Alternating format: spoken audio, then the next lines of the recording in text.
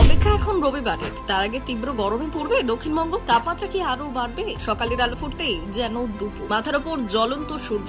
দিনভর অসহ্য গরম, রাতেও স্বস্তি নেই। কলকাতা সহ গোটা দক্ষিণবঙ্গে 40 ডিগ্রির ওপর তাপমাত্রা, কোথাও আবার 45 ডিগ্রি ছুঁয়েছে তাপমাত্রা। তীব্র তাপপ্রবাহে বিপর্যস্ত জনজীবন। তবে এর মধ্যেই এলো বৃষ্টির সুখবর। চলতি সপ্তাহে বিক্ষিপ্তভাবে বৃষ্টি হতে পারে দক্ষিণবঙ্গের একাধিক জেলায়। ঝড়ের সম্ভাবনাও রয়েছে বলে জানিয়েছে আবহাওয়া দপ্তর। গতকাল কলকাতার সর্বোচ্চ তাপমাত্রা ছিল 43 ডিগ্রি সেলসিয়াস।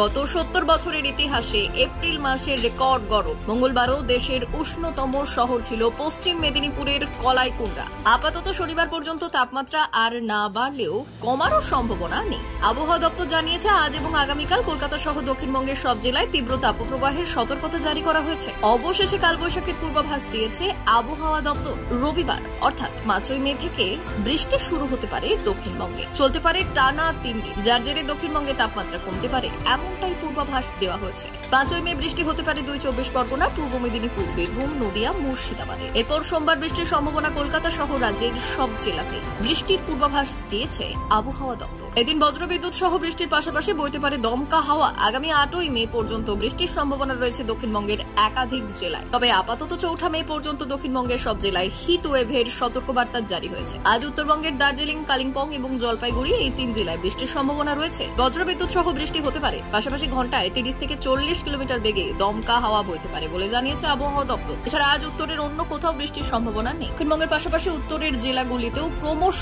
বাড়ছে তাপমাত্রা।